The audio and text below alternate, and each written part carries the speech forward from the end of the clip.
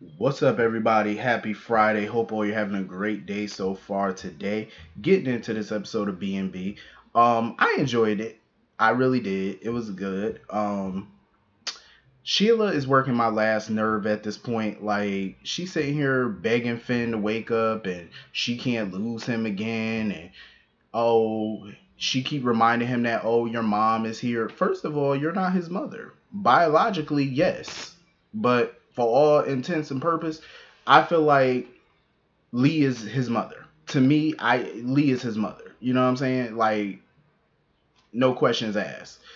Sheila sitting here boo-hooing and stuff. None of this would be happening, you nutball, if you didn't try to shoot Steffi.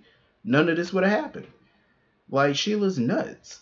And I can't wait for Finn to wake up and see that Steffi was right about Sheila. Hell, everybody was right about Sheila. She don't change. She could sit there and be like, oh, I changed, I this, I that. No, once she don't get her way and she feels threatened, that crazy starts to come out.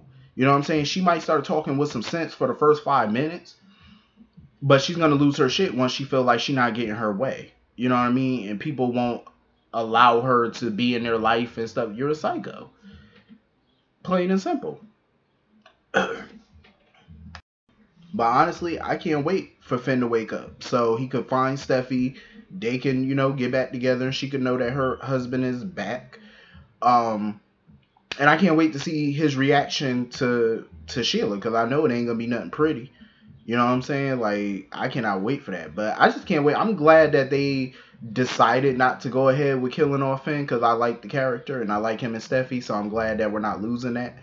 Um, and I can't wait to see the reunion between the two because I know it's gonna be hot. Um, so anyway, moving on from that, I totally understand why Thomas still wants Ridge and Taylor back together. I get it, but I'm over it at this point, and I love me some Taylor. You know what I'm saying? Like, I feel like her and Ridge look good together. You know, they got good chemistry and stuff. But if Ridge wants to go back to Brooke and fix that marriage and fix that black hole he calls the marriage, good for him. Kudos to him. But I want Taylor to move on with someone else. You know what I'm saying? Get her somebody new, something fresh. You know, she deserves love. You know, she deserves to be with somebody that wants to be with her. You know, and she ain't got to deal with the Logans. Um, because Taylor is too beautiful, too smart, too educated, you know what I'm saying, to just be sitting around waiting on Ridge. And I'm glad that she said it too. She was like, well, if Ridge chooses to be with Brooke or whatever, then, that he a dummy pretty much. I loved it because I'm like, Taylor's that type that would really know her worth. You know what I mean? And she should know her worth. Like, she's a bombshell. She's a gorgeous woman. She has a lot to offer any man, and if Ridge don't want it, I'm sure somebody else will. Most definitely. Who wouldn't? You know, is to me, it's gonna be Ridge's loss. You want to keep dealing with old Brooke, then go ahead and keep dealing with her. That's your choice. Don't come sniffing around Taylor later. That's on you. Um, but Ridge though, he is not playing no games. Like, he got security all over. Like, he got security at Brooke's house and stuff like that. He's keeping security on everybody that he cares about because Sheila's still around, and he don't know if she's still in LA, like what her plans are, what she's trying to do. So he's just trying to keep everybody safe. I respect it because I would have did the same exact thing. Like, with that nutball running around, I would definitely have security as well, locked and loaded, armed security. I'm just saying, you got to. And they need to figure out what they're gonna do with Thomas because it's time for Thomas to get somebody in his life as well. Um, I want to see them put him with somebody. You know what I mean? Like, he deserves love too. Hopefully, he got all that crazy out of his system, but I want to see him with somebody as well. So anyway, moving on from that, Donna is on cloud freaking nine right now. She is excited, telling Katie all about her and Eric and stuff like that. And, um, Katie sitting there talking about, oh, I feel like marriage should be respected. But, Quinn did betray Eric and stuff. Oh, shut up, Katie. I like you, but be quiet. Because the reason I say that is because I'm so tired of them throwing that Quinn betrayed Eric bullshit up in people's face. Like, at the end of the day, Eric ain't no catch. I'm just saying, like, that man squeaky clean. How many times he done cheated? Too many for me to count. So I don't have no feelings about that. Was Quinn wrong for it or whatever? Yeah, because you know you're married. But at the end of the day, don't sit here and try to make Eric sound like he's some damn choir boy, because he's not. He a little hoe. So don't sit there and make it seem like, you know, oh, she did him wrong. Cause no. Um, I mean, if shit, if Donna want Eric, then by all means, you can have his ass. You know, that's your honey bear. Knock it out the park. Let's see how long this relationship lasts, because I believe the last time they got married, what, that lasted about a year and a half, 2 years. So let's see how long this lasted. I mean, shit, his marriage to Quinn, as much as people talk shit about Quinn, calling her crazy and whatnot, her marriage to him lasted a lot longer than Donna's marriage to him lasted. Let's just put it that way. 2 years versus 6 years. I'm just saying. Um, and yet he claims, oh, everything's easier with Donna and stuff like that. Then yeah, but look at the statistics though. Look at the stats. You were married to the crazy one longer than you were married to this one. I'm just saying. Look at the numbers. But yeah, if she want to go back to him and play with his little pickleball and juggle him, do whatever she want to do with those little shriveled up raisins, then you go knock yourself out, Donna. That's your man. You can have him, because Quinn done moved on to something better, and I do mean better. I was here for this wedding. I was here for it. It was funny when Quinn came up in there and stuff, because before Quinn got there, Ridge was just shaking his head like. Ridge was just shaking his head like like he just did not approve of Paris and Carter getting married at all. And when Quinn busted up in there, it was so hilarious because Bill was sitting there. You could always count on Dollar Bill with some type of facial expression or some backhand comment, and I loved it. He just looked when Quinn barged in. He was like, "Oh, this should be good," you know, because I know Bill. He was sitting there bored stiff, waiting for some good action to go down, and he finally got it. Um, Paris was livid when Quinn came in there, basically telling her to leave.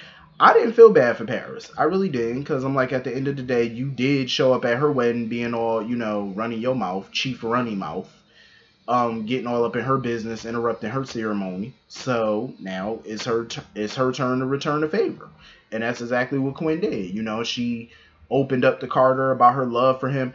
Everything she said about Carter is something that you say to somebody that you want to spend the rest of your life with, because that's how you do your vows. Because when Paris did her vows yesterday, her vows were shitty.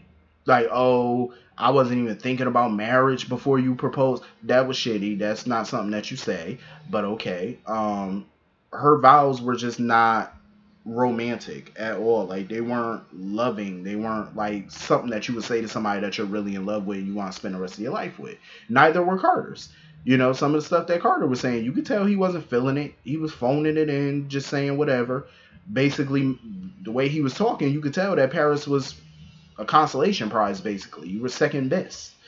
So, you know, Quinn really opened up. You know, she laid her heart on, you know, on the line. She put it out there.